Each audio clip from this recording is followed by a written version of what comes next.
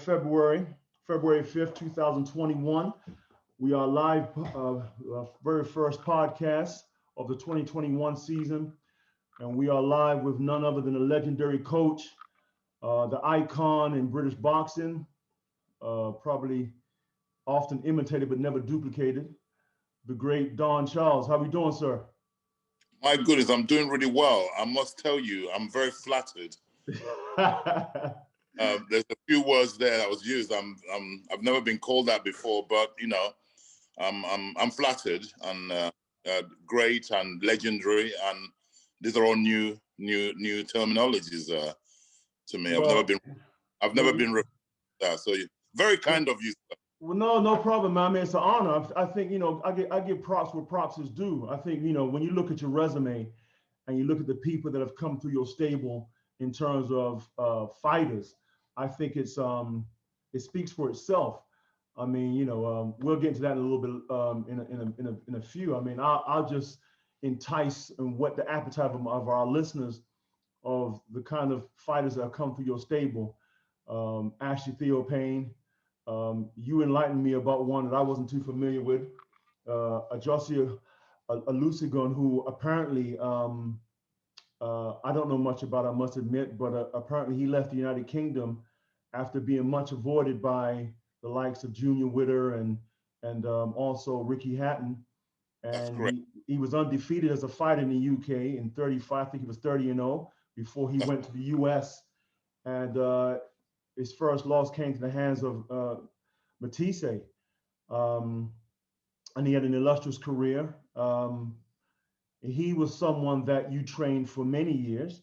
And, you know, Ian Lewison's another heavyweight that came through your stable. And of course, the well-known and much feared and very misunderstood Dirk Chisora, who we will also get talk about. I mean, but there's also Frank Buglioni. I mean, the list goes on and on when it comes to yourself. So how could you not be considered as legendary? I mean, there are trainers in this country that I've bumped into and have read about and have met that don't have as steep of a stable of fighters that have come through your hands, such as the guys I've just mentioned, and how they are held in higher esteem than yourself, I'll never know. But that's another segment that we're going to get into. I kind of want to kick things off by this is, you know, and I will say this in all honesty, I want to basically respect the guys who I believe have paved the way for a lot of trainers and fighters in this country, and you're one of them. And so I want to give this segment of our first podcast of 2021 in honor of you, and also just hear your background. Give your take on a lot of things in terms of all things boxing. That's the Boxstar motto. We talk all things boxing with people involved in and out of boxing. So before we get into that, Don, could you just basically give our listeners and our viewers, you know, background about what brought you into boxing? I was a fan first and foremost. My father was a very keen enthusiast, boxing fan, a big fan of boxing. Uh-huh. And I'm from Africa, from Nigeria. Right. My father was a top banker. He was second in charge of the African Bank. Okay. Big position to have back in the days, you know. It still is now. Right. If you were like a top banker, second in charge of the actual African Bank, that's a very big position. Like I said, I'm one of these people because I'm quite old school. I'm old and I'm old school. So nothing wrong with that. The question you asked me, I'm just going to give you outlines, because if I start breaking it down, we'll be here till tomorrow. I'm sure we'll probably have to do various parts of another time to my story is I've told this story a few times. So, but every time I'm asked, depending on how I'm asked, that question determines how I answer it. But like I said, to your listeners, I'm going to keep it as brief as possible. Otherwise, like I said, it's quite a long story. I'll just give you the outlines. My father was a keen boxing fan, and basically through him, I obviously naturally got interested in boxing. Being a Nigerian kid, our first love is football. Football is like religion back in Nigeria when I was growing up. I was born in the 60s. Okay. I grew up in the 70s. Before that, I went through, me and other people, I went through, we had a civilian war in Nigeria. Yeah, in fact, I'm known as a Nigerian. I call myself Nigerian, but I'm not actually Nigerian because my tribe, my section of Africa, Nigeria, was once upon a time a country called Biafra. We're from the eastern region of Nigeria. Okay. And we are known as Biafrans, Biafra. Okay. Right, is a country. Once upon a time, it was known, we had our own independence, we had our own currency, we speak different language to Nigerians, but Nigerians won a 3-year conflict and we got engulfed by Nigeria because we lost the war. Consequently, we are known as Nigeria. I just want to put that out there because it's not, a lot of people don't know about my country. We are the forgotten country. It's there, the people are still there. Okay. We lost 1 million people in that 3-year conflict. Wow. Okay. If you go on the internet, the information is there, but it's almost like the forgotten country. Okay. Fast forward, so basically, football is like a religion in Nigeria and in Biafra. So every child plays football. Every child wants to be a footballer. So my upbringing was purely football, not boxing. But my father studied in England back in the 60s. He won a scholarship and he studied in England. And when he started working for the African Bank, then the war broke out shortly. Then after that war, my father got posted to the UK to run a branch of the bank, of the African Bank in the West, in the city of London. Okay. And he was allowed to bring his family to England, and that's how we ended up here. And like every African, I am the firstborn of my family, and every African will tell you it's education, education, education. Nothing else will do, right? So basically, having landed in England with my parents, we studied here, and the objective was the plan was, being the first son, I'm supposed to be a doctor or a lawyer. And this is compulsory within the Africans, especially from that period. Sports was not acceptable. To be a sportsman was not acceptable. It was considered as you're basically not good enough if you didn't become anything from being a doctor or lawyer. If you don't become any of those two professions, you're not really respected. It's an African thing. Okay. Yeah. So becoming a sportsman was unheard of. It was just not highly regarded, basically. Right. So we came to England, and literally about 5 years after being here, my dad got posted back to Nigeria to head the head office in Nigeria. So he returned to Nigeria, and I stayed here to further my education, which was the plan when I came here initially, was to do that. So my dad allowed me to basically stay here to further my education, and I stayed here.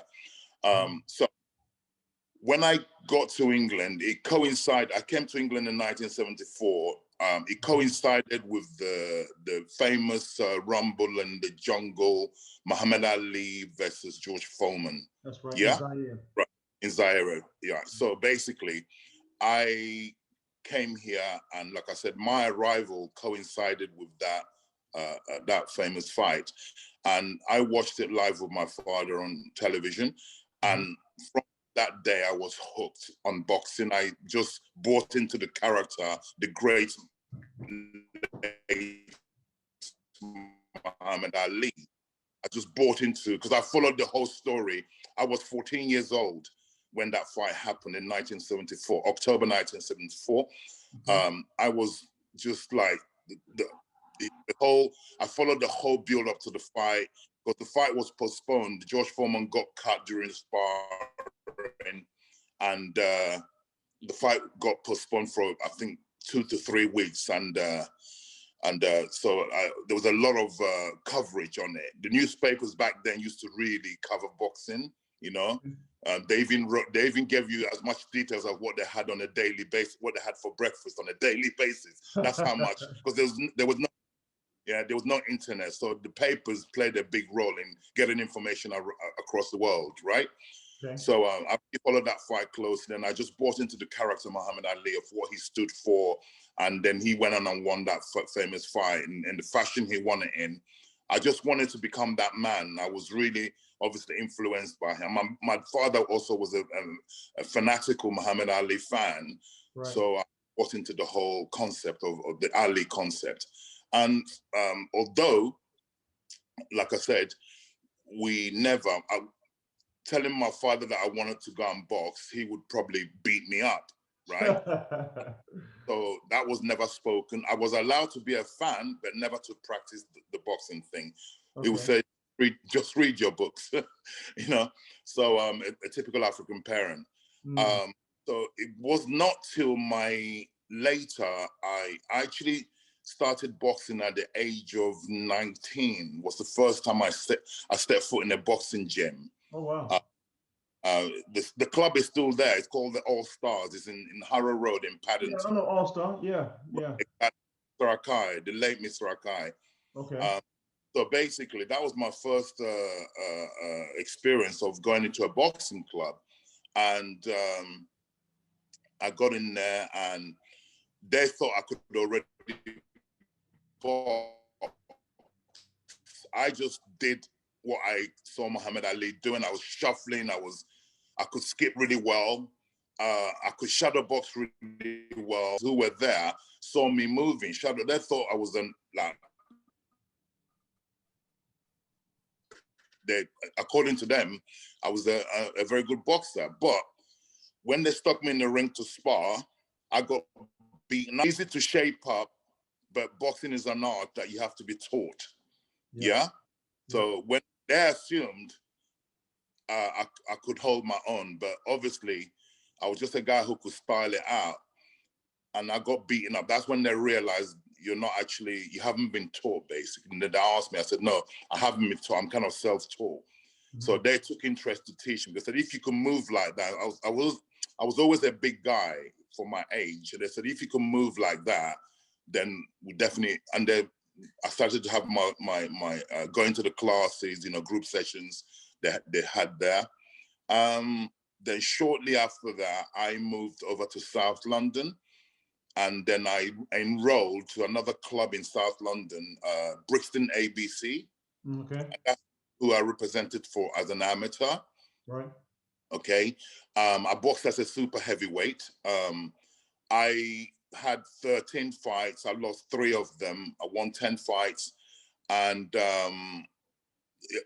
when I did boxing, I must point out, I didn't do boxing with the view that I wanted to do it for a living. Again, remember, my background, it was unheard of to tell my dad, oh, I'm going to be a boxer. Like, I'll have the 7 bells kicked out of me. Yeah. So I did it as a hobby when I did it. I was good at it, but I never had it in my mind that, yes, after my amateur career, I'm going to turn professional or anything like that. Right. I just did. I loved it and I enjoyed it. So basically, I had quite a short amateur career.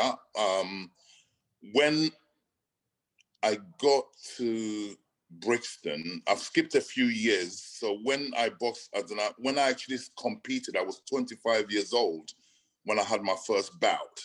As a pro or amateur? No. I never turned pro. As an amateur. Okay. Right? I was 25 years old when I had my first amateur fight. And so I was now 28 years old, right? Okay. When I stopped boxing as an amateur. Like I said, I wasn't going to take it any further. And I went into business, typical African. I went into running my own little business. Okay. And shortly after that, I moved from South London to North London. Right. And when I stopped boxing, I missed boxing so much. So when I moved to North London, whenever I move into an area, the first thing I do is go and look for the nearest boxing club, right? Right. When I moved to North London from South London, I went to a club called St. Pancras Amateur Boxing Club, right? In Kentish. Is that still there in Kentish Town? It's still there, but when I got there, then I boxed there for a couple of years. Then it shut down and it became the Kronk. Oh, okay. Yeah, a chap came over and took it over and built it, and lost you again. Yeah, I'm still here. Yeah, it became the Kronk. So basically, I boxed at the Kronk, which was in the same club in Kentish Town. Okay. I met a coach called Joe Gregory. He trained. He was one of the professional coaches there. Danny Williams, the heavyweight. He was based at that club, and Jim McDonald used to train Danny Williams at that particular gym. Yeah. And basically, I also sparred. Do you remember Bone Crusher Smith? Yes. How can I Right. not remember him? Legend. Right. The first man to take Mike Tyson the full distance, I believe. Yes, right. Right. Mike Tyson was knocking out everybody, and basically, he was the first man to survive the duration of the fight without being knocked out. And the way Bone Crusher celebrated at the end of the fight, he didn't win the fight, but he celebrated because he didn't get knocked out. You know? Yeah. So he actually came to England, Bone Crusher Smith, to fight a chap who I used to spar with, Henry Akiwande, heavyweight. Right. He boxed for the Lynn Athletic Club, which was in South London. Yeah. Henry being one of the tallest boxers in the world at the time. I think he was the same height as Tyson Fury, 6'9", I believe Henry was. Anyway, so Bone Crusher had come over to England to fight Henry Akiwande. And I'm just telling you this for a reason, because the gym that we trained at, the Kronk, he came there to spar Henry. And sorry, he came there to spar Joe Bogner's son, Joe Bogner Jr. Okay. Was the official sparring partner for Bone Crusher Smith. And they got in the ring that day, and he's supposed to do 6 rounds, Joe Bogner Jr., with Bone Crusher Smith. Right. After 3 rounds, I've never seen anything like it. After 3 rounds, he stepped out of the ring, Joe Bogner Jr. He went to the changing rooms because he had blood on it. We thought he just went to wash down and then get back for the next round. Next minute, he came fully dressed with his rucksack and walked out the gym. Everyone's looking at everyone. What the hell? There's 3 more rounds to do. So he didn't complete the round. Then my coach, Joe Gregory, said to me, you better get in. I wasn't meant to spar that day. Okay. He said to me, well, you're here. Do you fancy it? I said, okay, let's do it. And they gloved me up and I got in. And I did the remainder of the 3 rounds that Joe Jr. is supposed to do. Wow. And I held my own. Obviously, it's either that I'm very good or he was holding back on me, or both. I did well because I'm quite a good mover. I did well, and in the end of the spar, Bone Crusher liked me. He said, look, how old are you? I told him my age. He said, look, why don't you come over to the States? I'll look after you. And he was thinking of going into management himself because it was coming towards the end of his career. He said, you're the type of fighter I'm interested in working with. And, we exchanged details, but I never really took him up on it. So was that. So after that session, I carried on just training just to keep fit. Then shortly after that, I asked my coach, look, I really want to be involved in boxing, obviously not as a fighter, not as a pro. Can I be your assistant as a coach? And I said, fine, I said, what do I have to do to become a coach? He said, well, he's self-taught. He said, look, just hang with me. And when I'm training people, just be around, learn, I'll give you pads. You do some pad work for some of the guys he trained, the boxers he trained. So I did that for about 3 months. And then I thought, you know what, I'm going to open my own little studio just to train I used to run a security company, yeah? Okay. So I had all these big guys that I used to train. I used to work for me. So I got a little studio in Finchley and spent quite a lot of money doing it up. And then I start bringing my security guards and I used to pad them up. And that's how I learned how to do pads. Shortly after I got that gym, my first studio, I was giving a friend of mine a lift to Ladbroke Grove. It was a one sunny afternoon. As I was driving, I've always driven a Jeep, American Jeeps. I like them, the Lorado. Okay. So friend, before we get onto the North Circular Road, I need to get some petrol. So I pulled into an area called Temple Fortune, which is between Golders Green and Finchley. Okay. I pulled into a petrol station to get some petrol. As I was putting petrol in my Jeep, I had my colleague who I was giving a lift to. He saw a guy, a big black guy, and he said to the guy, "Are you a boxer?" Because the guy was wearing a Finchley Amateur Club t-shirt. Yeah. It was summertime, yeah? Yeah. So the guy says, "Yes, I'm a boxer." And my friend said to him, "If you know what's good for you, check my man over there." That man over there being me, putting petrol in my car. Check my man over there, he'll fix you up. Right. That chap didn't come to me. He looked at me, I looked at him. And then as he went to pay for his petrol, I went to pay for my petrol at the same time. That chap I'm telling you about, his name is Derek Chisora. That's how I met Derek Chisora, in a petrol. Right. Is that right? Absolutely true. So I repeat. What was that? Sorry? What year was that? That was 2003. Oh, wow. Wow. Right? 2003. So I said to him, so you're a boxer? My friend asked him, I said, so you're a boxer? He said, yeah. I said, how old are you? I think he was 19 years old. Right.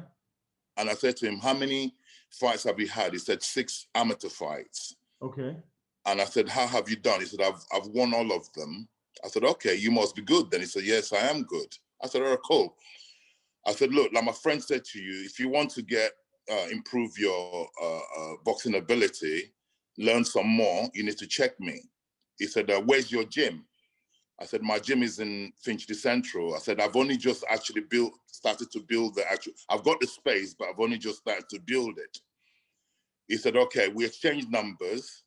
And I said to him to give me a call. Within a week of meeting him, he called me and he said, can I come to meet you? And I said, definitely. So he came to my gym. Like I said, it wasn't built. I'd already got the space. I was just working in it with my security guards. So give me some insight, Don. I'm sorry to cut you. You say it wasn't built. So give me some insight. What was actually in the gym? It was a disused garage. They used to store cars there. It was a sizable space. It's 2,000 square foot. It's quite sizable. But it was a disused, dingy, dark, smelly, horrible, no windows space. It's an underground space, right? So I took it on the premise that I'm going to spend some money to make it habitable, so which I did. So when he came there to have a look at it, I hadn't started doing the building work, right? Mm-hmm. So all I had one punch bag hanging on a piece of rope. I had one broken mirror leaning on the wall. I used to burn incense to keep up the smell and some of the bad, damp, horrible smell. And when it was on a slope, it was underground. So when it the water used to be flooded with water. So you got the picture? Yeah, I got it. You got the picture, right? Sounds like my old amateur boxing club in DC. So you can imagine. Right, there you go. So when Derek came in there, later on, when I got to know Derek well, he said, do you know what, Don? When I first came to see you, I thought you was a madman. Because when I came to that gym, I thought, this ain't no gym. Right. So when he came to see me, like an old boxing bag hanging on a piece of rope, just, So he came, we had the meeting. I took a lot of, you've got a lot of power, natural power. You don't have, if you come to me, I will correct your footwork and I'll give you balance. For a big guy, you need to have better upon it. And for the next 24 months, represented the Finchley ABC. Yeah. Okay. He went on to win the novice ABAs the first year of me working, and he went to win the senior ABAs the second year, back to back, right? Okay. And his clubs still weren't aware that he was getting these private sessions. Do you understand, right? Right. So then after that, after he won the ABAs, naturally, he should have been selected to go to the next games, was the Commonwealth Games, right? Okay. Okay. And they snubbed him. The selectors snubbed him, and they chose a chap called David Price. Yeah. Yeah. I know. Now, Liverpool. They kept David Price out. Yeah, absolutely. Yeah. They kept David Price out of the ABS that particular year because they know that he would have run into Derek, and the chances are Derek would have beaten him, right? Okay. That's my take on it. I could be wrong, but that's my take on it. Okay. They kept Price away from the ABS that particular season, and because Derek won the ABS that season, he beat a chap called Tom Dallas at the finals. Yeah. So, having not been chosen to go to the Commonwealth Games, he opted to turn professional, Derek Chisora, and he was signed to Frank Warren. He had a coach who had coached him. His amateur coach was a chap called John Oliver, who also coached Anthony Joshua. Okay. Club, right? Okay. So John Oliver was Derek's professional boxing coach when Derek turned professional. Yeah. Mm-hmm. John Oliver was the the chief coach for the first two professional fights that Derek Chisora had. Okay. I was his second. I was his John Oliver's assistant. Okay, got you. Right. Right. After the first two professional fights, something happened in John Oliver's life where he had to resign to go and sort out his private life, right? So I took over. Derek commissioned me to be the head coach. Okay. Yeah. Although I was not experienced. Okay. I got promoted to be the head coach by Derek Chisora. Okay. Okay. So from then on, it was quite being dropped in the deep end, if you know what I mean, because I hadn't coached anybody before. I knew what I was doing, but I'm not, you know what I mean, right? So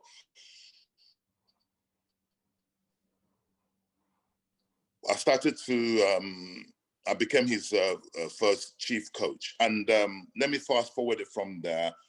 We were signed to Frank Warren, and we weren't their favorites at the time. So signed a young man called Sam Sexton. Have you heard of Sam Sexton? Heard of Sam Sexton, yep. Right. So Frank Warren signed Derek Chisora, then he signed Sam Sexton, right? Yeah. Two heavyweights. So what happened?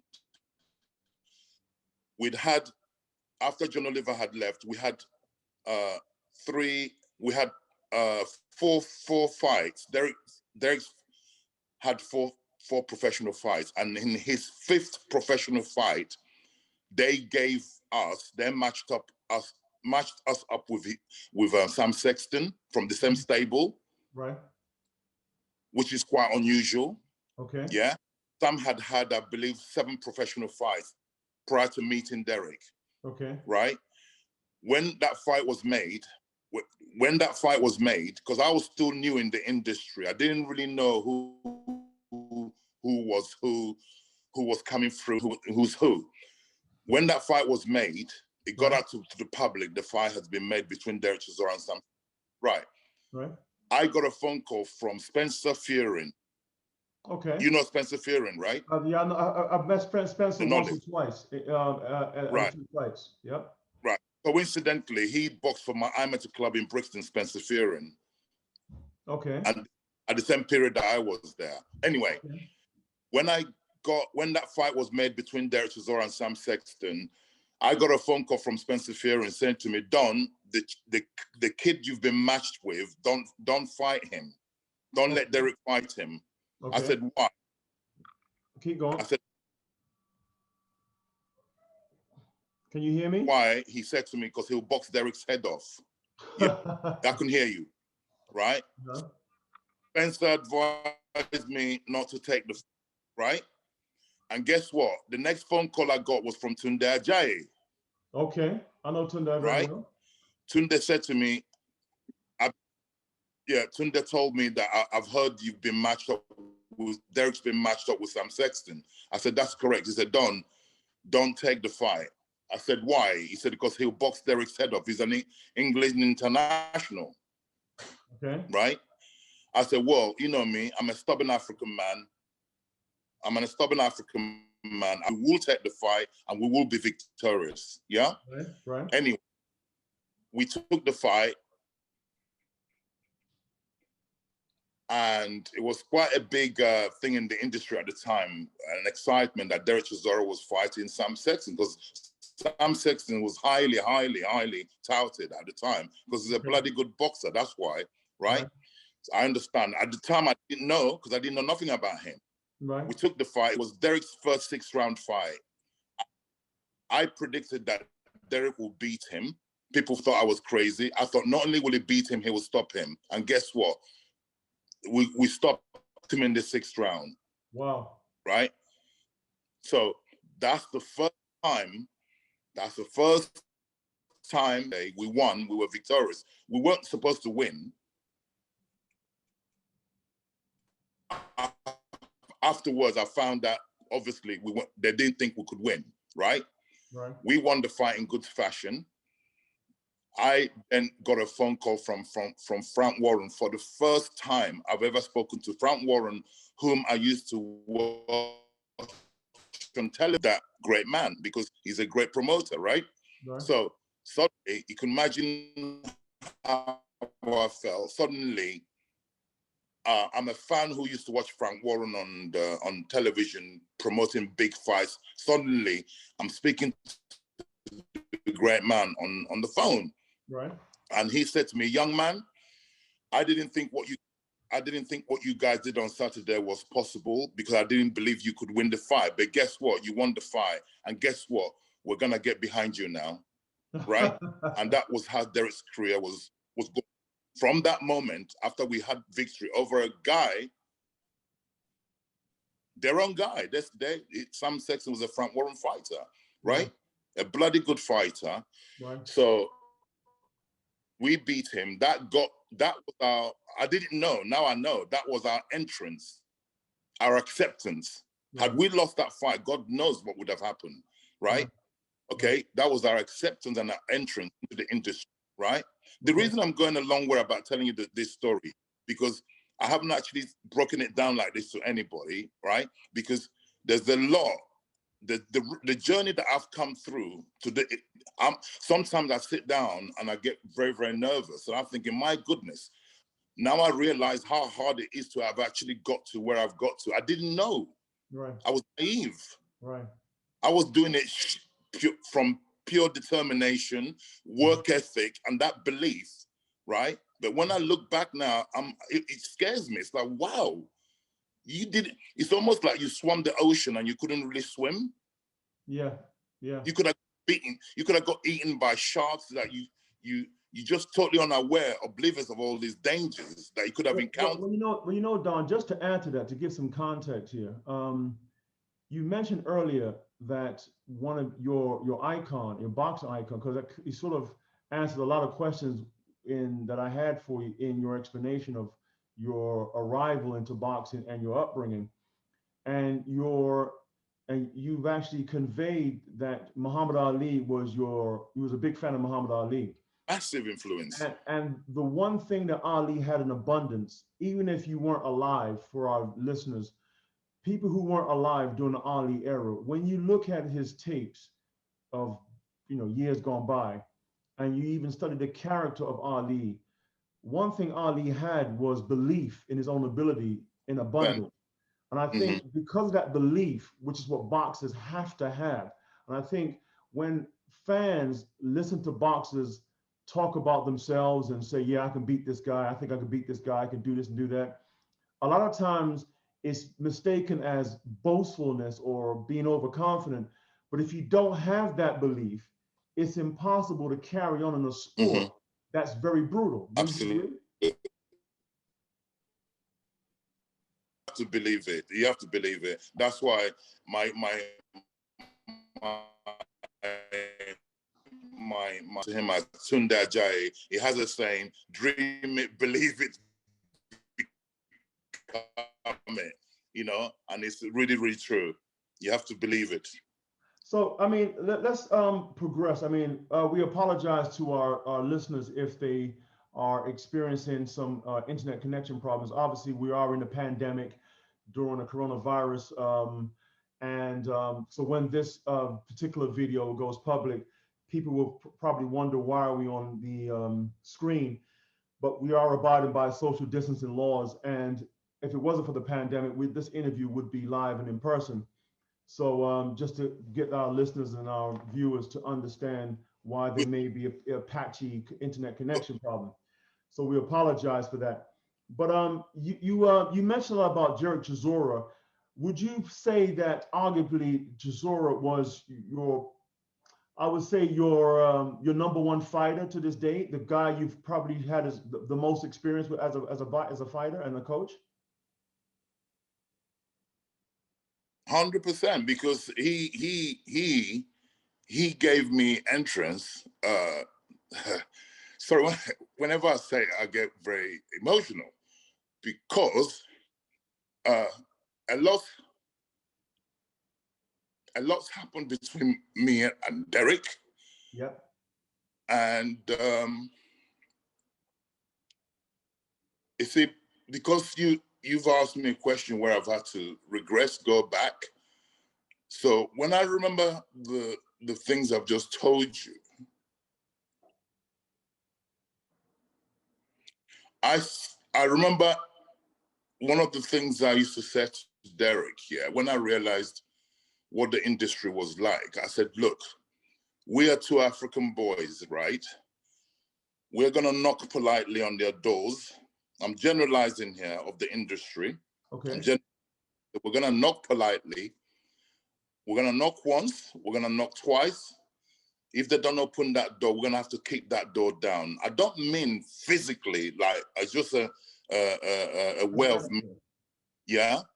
So absolutely, yeah. So that's basically that was the promise me and him made each other, because we knew it wasn't gonna be easy, right? So when we broke into the industry, we weren't meant to. That was the belief. That was the idea. That was the plan, and we broke through in good fashion. They couldn't stop us, right? And then, so when the things happened to me and Derek later on in life, in his career, that's what makes me the saddest. Because the journey we went on, my goodness, like I said, there's a lot happening between from that fifth professional fight that I told you, which was our entrance to the professional world, to be accepted, to be people stand up and take notice, taking serious, and we forced their hands to take us serious. Right. And like, yes, he's my fighter. He's my brother. I'm his not biological father. I'm his uncle. I'm his everything. Yeah. He's my first son in boxing. Hence why I've got a lot of time for the kid, because he represented himself and he represented me when I asked him to deliver back then. He always delivered. Right. On that journey. I mean, we've gone through the journey that we've gone. All the people sometimes focus on the negative side. We've lost fights. We've lost major fights later on in his career. However, God forbid, if I retired tomorrow, if I checked out from this planet tomorrow, I would die happily, because I've achieved what I never set out to do this. I never set out to do that. I didn't know. I just did something which I had a passion for, and the way God has it, I'm a God-fearing man. The way God has it, and the way my destiny.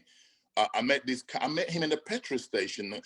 If I hadn't met that young man in the petrol station, how the hell? Now I know how hard it is to gain in, because I've seen other black guys trying to get into the industry from the coaching side of things, how hard it is, how you have to go through the amateur clubs to get your experience, and then none of them get promoted, ever, and then a lot of them fall out of love with the sport, So for me, I did it blindly. I didn't know the politics about it, so I never went through the amateur system to become a coach. I took my initiative and opened my own space, because if I didn't do that, there wouldn't be no me.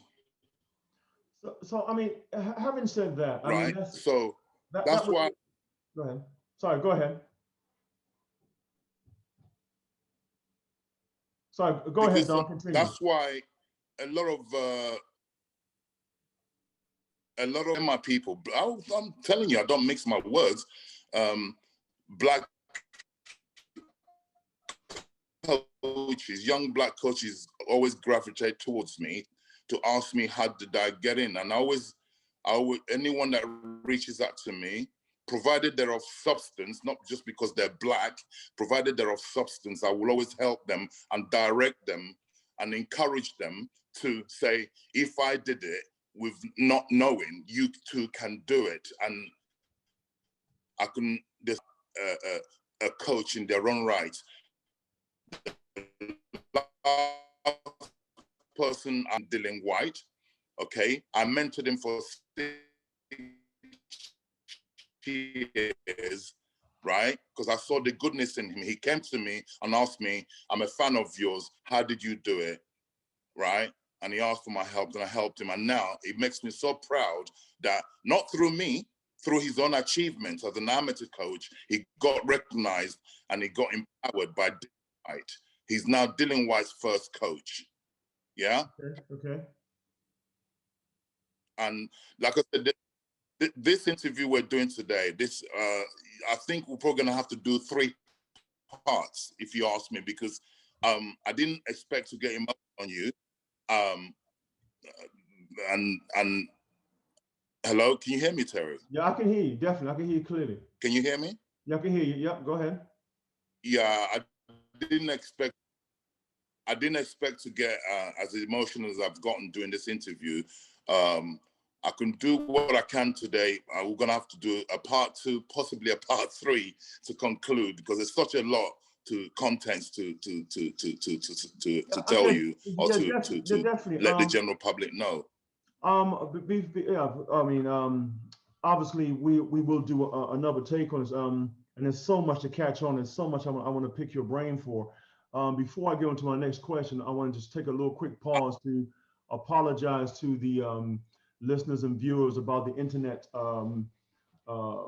issues that we're having. And obviously, once again, we're in the pandemic of coronavirus, and therefore Don and I are doing this interview over the sort of internet waves. And as you know, because everyone's on the internet these days, maybe the airwaves, the waves of the internet channels are getting jammed up. So we apologize if some of this has been a bit patchy. Before we get into our final question for this particular segment, we just want to say a quick thank you to our sponsors, REKA, REKA Property Management, for sponsoring this podcast and this YouTube segment. Also, we're in association with BOXFIT UK, and also NXT Phase Fitness, who have been aligned with Boxstar since the very beginning. And we want to once again thank Don Charles for having the time, because you were, I believe you were doing a sparring, you were with some fighters before having this interview. So, I know you're a busy man. So before we end That's this correct. particular segment, we're going to line up again.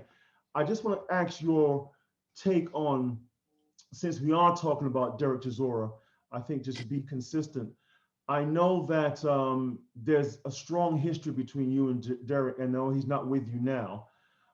He's now with David Haye, who's managing his career. And I know there's been some frosty relationship issues between you and David. Um, Back in 2011/2012, David, yourself, and Derek got into a very heated scuffle prior to Chisora and David Haye's fight. Where are you now with David Haye? Is things okay? Is it cool? Obviously, Chisora is not with you now. So where is it between you, David, and Chisora? I'll start with Mr. Haye. Basically, um, David Haye, what he accomplished as a fighter is unquestionable. He's probably one of the smartest individuals as a fighter that I've met. Very smart guy. Him and Adam Booth, when he was with Adam Booth, I admired their outfit, the way they presented themselves, the whole package they had. In fact, when I first came into the boxing to become a coach, I did my market research, and my case study was based on Adam Booth and David Haye. Yep. Okay, I told Derek that's how we need to appear. We need to be tight, because I had an immaculate outfit. Their setup was very, very, very immaculate. So my case study was based on Adam Booth and David Haye. Okay. I was a fan of them, right? So years later, Derek Chisora, as you know, fought the great Vitaly Klitschko, right? That's right.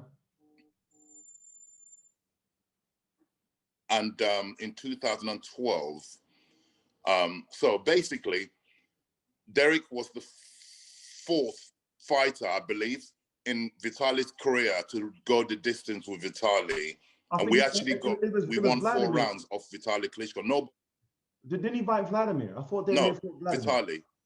David Haye fought Vitaly. No, he's supposed to fight It's supposed to fight Vladimir 2 years prior to that in 2010. And we trained hard. We got to Germany, to Mannheim in Germany. The stadium was sold out.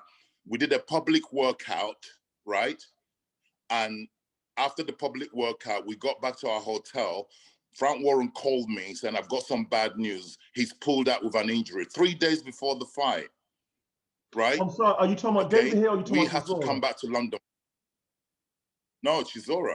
Okay, yes, because David Haye fought Vladimir.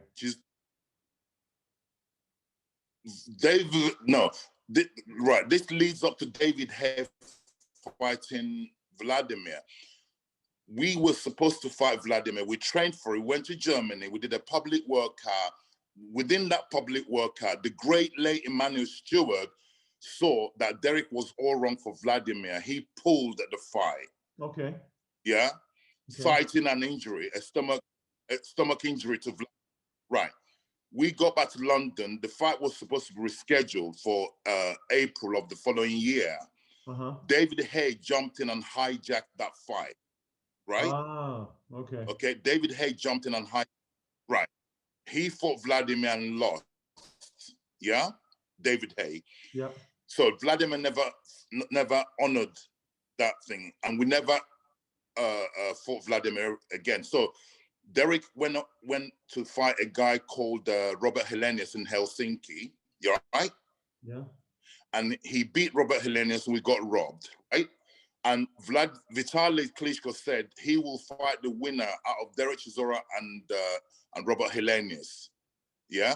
Although we're supposed to have lost the fight, we won it, but we got robbed. So Vitaly Klitschko, he has publicly said, I said I would fight the winner. In his opinion, he said Derek won the fight, so that's who I'm going to fight, right?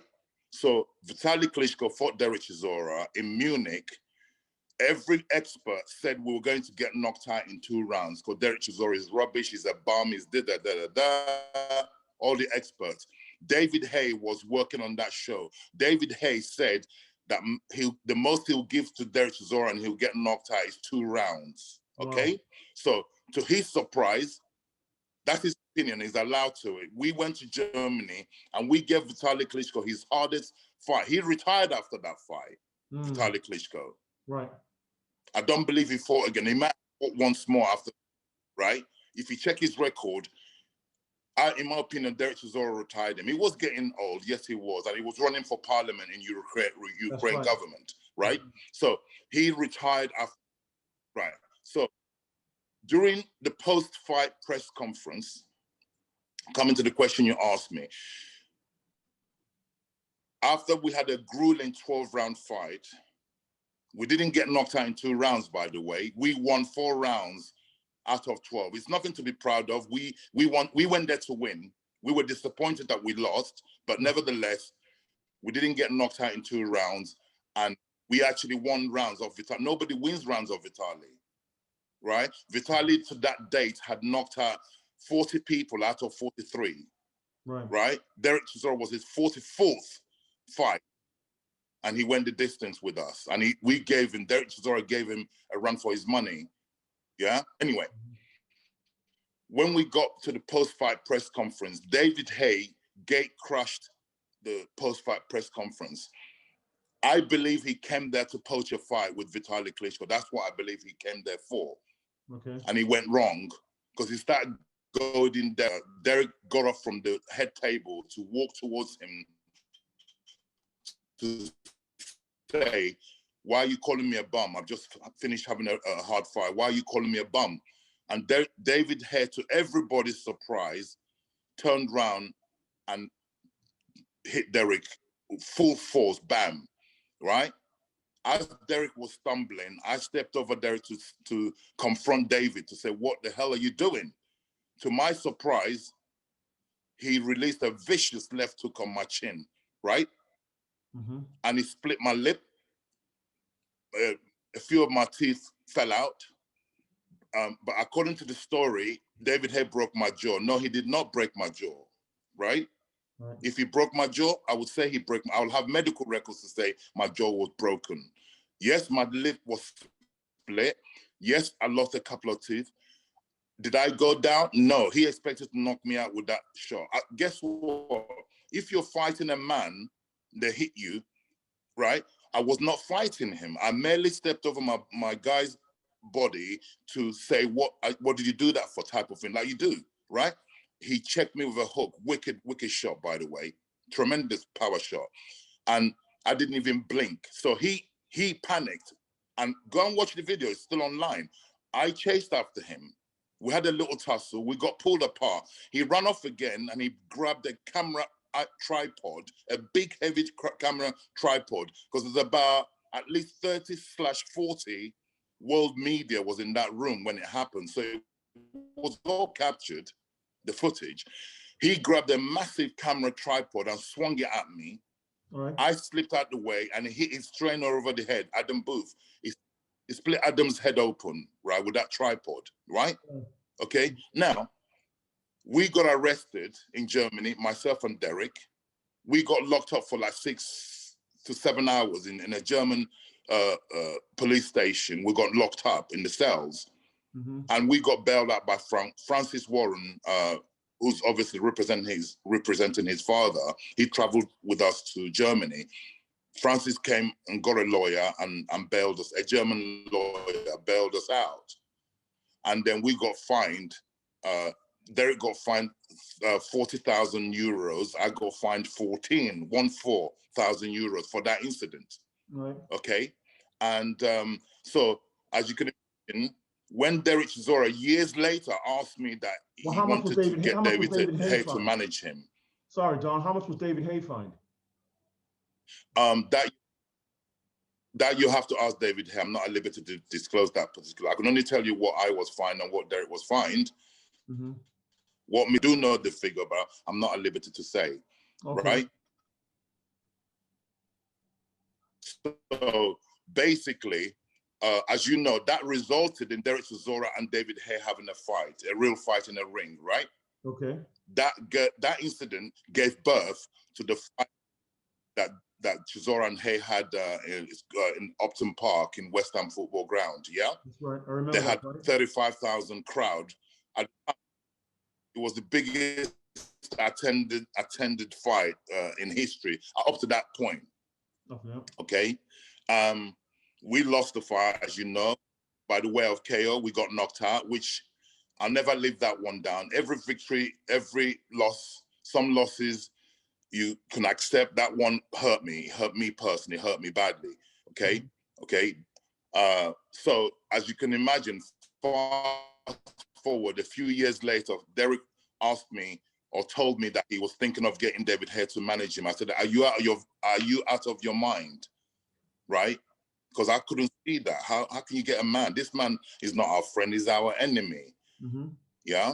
And may I point out that David Haye never, ever apologized to me. I'm not a fighter. I'm not a young man. I wasn't fighting him. He hit my guy. I stepped in to challenge him to say, why did you do that? I wasn't there to fight him. He had no reasons to hit me. Mm-hmm. Yeah? If I put my hands on him, then yes, he had no reason to strike me, right? Mm-hmm. But he's very, very quick to go and boast, because he's a boastful character. He's very, very quick to boast that he broke an old man's jaw. No, he did not break my jaw. If he did, I would say he did. And he cannot, you might think okay, maybe it's a part of my male ego, what I'm gonna say next. He cannot beat me in a fight. I told him that to his face. He cannot beat me in a fight. Mm-hmm. Okay, well, because he puts 10-ounce gloves on, he thinks he can, no, I can fight, I can naturally fight, and I happen to be a heavyweight, right? So anyway, that man has not got it in him. Apologized to me. He's seen me so many times, yeah, to say, by the way, Don, heat of the moment, I was worried. Maybe he was gonna attack me. I don't know. I reacted. Nothing. So I do hold that on him. So you can imagine when Derek said that he wanted David Haye to manage him a few years later, I went crazy. I said, well, are you out of your mind? Then I digested it. I thought, okay, there's a method to Derek's madness, because Derek is a very strange character. Yeah, he's unpredictable. Right. Yeah, misunderstood in most times. Okay, very complex character. So I saw it from his angle. There's always an angle with Derek, and the angle he would have thought David Haye brings a lot of publicity. David Haye brings a lot of hype. David Haye is a fantastic salesman. Yeah. Mm-hmm. Okay. So this man can sell sands to the Arabs and ice to the Eskimo. That's how good he is, right? Okay. So I could see the angle Derek Chisora was coming with, because that's the fight with Dylan White, the second fight Derek Chisora had with Dylan White. The fight was already made. The fight would have sold anyway, but obviously David Haye's inclusion would bring more, maybe attention, maybe more ticket sales, yeah? So I saw it as a positive for Derek. Right. Yeah, I said, fine. Me being me, I put all my problems I had with David to one side, because it's personal. Okay. So I went along with the idea. And then when I got to David's gym in South London, I acknowledged it. Very smart operator. I even said to him, I said, maybe you are the missing link to why Derek Chisora has not won a world title. Gotcha. Yeah, I believe I'm a good, being as I've never trained a world champion, maybe I could learn a thing. It might be something so simple that we need to do to get my boy to win a world title. That's what I said to David Haye. I acknowledged his achievements. Yeah. Okay. Yeah. Yeah. And I said, this is actually this actually could turn out to be a blessing in disguise, in the sense that I was against Derek getting him as a manager, but when I saw the angle, I thought, okay, let's try it. Anything from a fighter, anything that will help us. It might be the missing jigsaw puzzle that completes Derek Chisora to win a version of the world title. That's how I was looking at it. Okay. Anyway, we did the fight. We lost the fight to everybody's disappointment. And I was the sacrificial lamb, as always. After the fight, obviously, David Haye, I would say this came from David Haye, but Derek should have balls to be able to say to David Haye, no, that's my guy. He's always got my back. So when he came to say to me 2 weeks after the fight that he's moving on, I can only assume one thing, that David Haye doesn't want me involved. Because David Haye, one thing is also I noticed, if I was to characterize him, is a control freak, yeah? It is a control freak, paranoid control freak. And I'm too much of a strong character. People who are like that, I'm too much of a strong character to be around him, in my opinion, right? So for him to have total control of Derek, in my opinion, for him to have total control of Derek in every capacity, I had to be out the way. And Derek, like an idiot, listened to him, right? To my disappointment. So that comes, if you're getting rid of a coach who's coached Derek Chisora from day one, surely you should have a suitable replacement for me. So as we speak, Terry, as we speak this on this interview, Derek Chisora, to my disappointment, has not got a boxing coach. Right. He has not got a boxing coach. Right. Because David Haye, in my opinion, is the coach. David Haye is the manager and the coach, but David Haye doesn't have the balls fronted as a coach in case Derek gets beaten. Because you know what happens when people get beaten, the coach generally gets the sack. Yeah. Okay. Right? So David Haye will not front it as a coach, but he is the coach. Because if he isn't the coach, who is the coach? What, is Derek training himself alone? No. So as we speak, my boy, who I love, who I brought up, doesn't have a coach. Yeah. Which is alarming. Yeah. Right. So, you know, I really won't go any more on that, because as you can see, he's not the first name on my Christmas list for Christmas cards. David Haye, that is. Right. Yeah. I was a fan of his. Listen, I was a fan of his achievements. Right. Yeah. Right. I was a fan of his achievements because I watched from the side, but I dealt with him. I'm no longer a fan of his achievements, and I'm not a fan of his character, his personality, his ways. Yeah. Mm-hmm. And I will invite him to a meeting. I will tell him everything I've told you in front of him. He knows how I feel about him. Yeah. Right? And as long as he's involved in the boxing business, my aim, I'm in this for the long haul. We will cross in some capacity. Yeah. Well, you know, yeah, I mean, I think for our listeners, I think what they don't see behind the scenes, boxing is a very sort of, as you say in DC, it can be shiesty. There could be shiesty business, and there's a lot of underhand things that happen in any business, but boxing is no stranger to that. It's very is that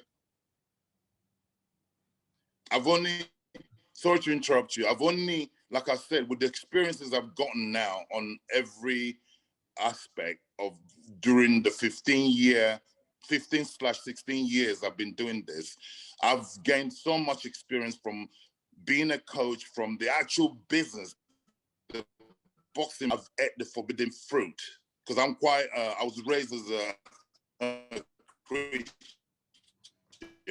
and I've read the Bible inside out.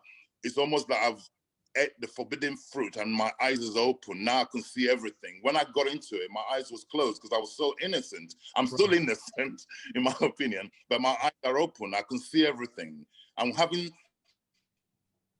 being able to see everything now. I'm so scared. It's like, my goodness, this is a shark-infested industry. but I love it. I love the boxing industry, and I love the art of boxing. I love boxing for what it is. It's why we all do it. If you speak to every boxing, whether it's a fighter or a coach, we do it for the love of it, and the money comes secondary. You believe I've spoken to anybody who goes into it because, oh, there's so much money in it. I'm talking about from the coaching side and the fighters. That's right. They do it first for the love of it. Yeah. Right? Then obviously if you're successful, naturally the money, yeah? But having discovered a lot of the people that it attracts, a lot of the type of individuals, yeah, that it attracts, it's sad. But like I said, I love the sport, but the industry is got a lot of people, undesirables in it. Well, I mean, unfortunately, your take on we will do this again, and off air we will arrange a continuation of this. This has been absolutely a pleasure to have the legend, the man known as Don Charles. Thank you, my brother. It's been absolutely amazing to have you on. We will do it again very soon. I will let you go to digest, get back into your calmer self, and yeah, and then there's a lot more things I'm going to ask you about boxing and about the heavyweight scene, about the different weight class in the British boxing scene.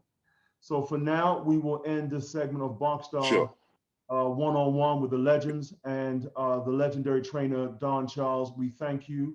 God bless you for everything, and we will speak soon, sir. Mosef, can I quickly add? Yes, sir. The reason I'm flattered, I'm honored that you put my name as a legend.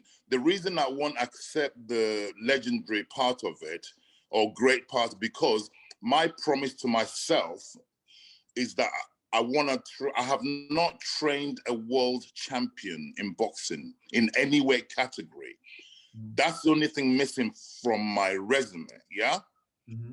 I've trained up to European champions. I've won European titles. I've won Commonwealth. I've won 5 British titles in different weight categories.